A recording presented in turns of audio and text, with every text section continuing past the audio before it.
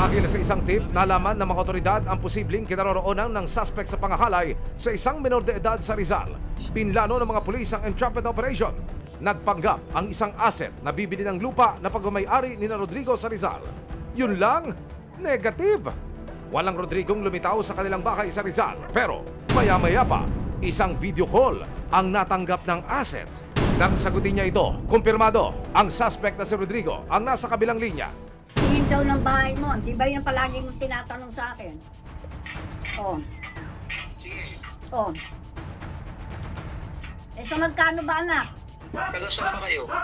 Sa ano po, Kainta lang po. Mahirap yan. Kainta yan eh. Saan kayo sa Kainta? Sa may ano lang po, sa Flatway po. Sa may tulay. Oo, malayo yan. Oh. Ba't kayo nakapunta dyan? Nasabi lang po sa amin nung na binibenta daw po dito. Hindi man nagpakita, hindi tumigil ang mga otoridad sa pagtugis sa kanya. Hanggang sa isa pang tip ang nakuha nila na posibleng nasa Marikina City si Rodrigo. Sinuyod ng CIDG, DSOU at Resibo ang dalawang barangay sa Marikina City.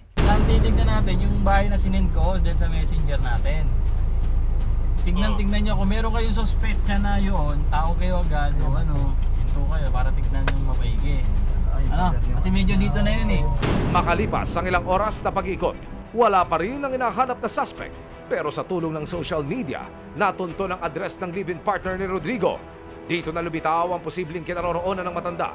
Ang lokasyon, Makati City. Hindi na nagpatumpik-tumpik pa ang grupo. Maghiwalay ulit tayo, umikot kayo.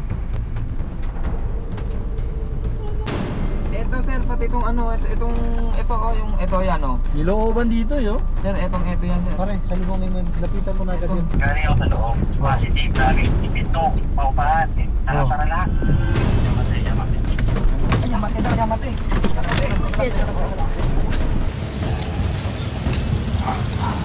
For real na talaga, nasa loob ng bahay ang mailap na suspect. Ang pulis po kami. Alam nyo naman po siguro.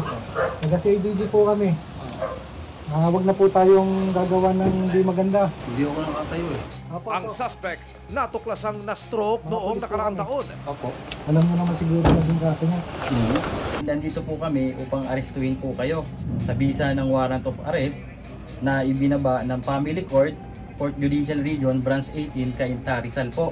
Sa kasong rape under Article 266 in relation to Article 266B, the Revised Penal Code. Kayo po ay may karapatang manahimik o magsawalang kibo. Ano man ang inyong sasabihin ay maaaring gamitin pabor o laban sa inyo sa anumang hukuman dito sa atin. Ayon sa suspect na si Rodrigo, fake news daw ang krimeng ibinabato sa kanya. Hindi po totoo yun.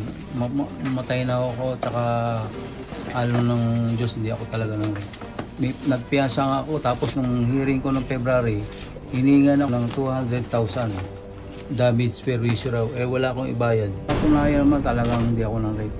Alam niyo po bang meron na po kayong warrant po doon? Opo. Sabi sa akin niya, may warrant daw ako pag hindi ako matin. Hindi na ako makatin. Wala akong pambayad sa korte na 200,000 piso para sa kanya yun. Kung ano man, patawarin na ako. Wala naman akong ginagawang masama. Para magpagaling na lang ako dito. At saka inom ko yung gamot ko, iniinom ko eh.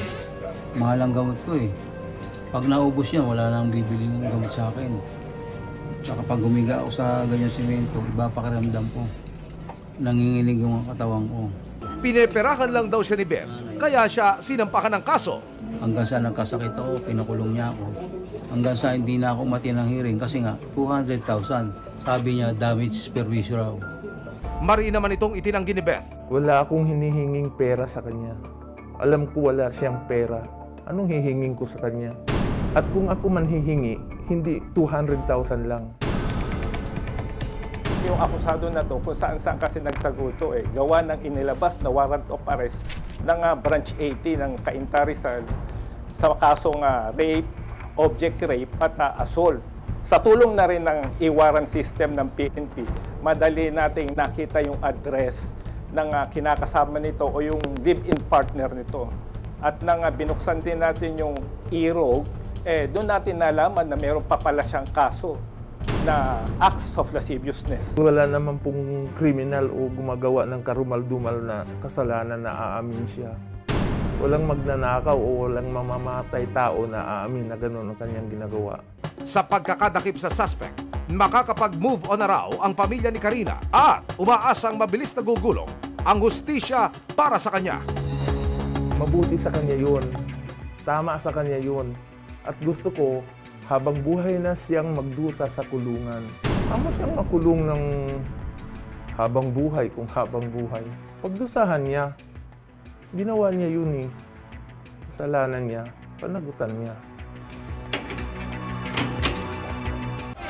May ebidensya, resibo, walang lusot ang may atraso.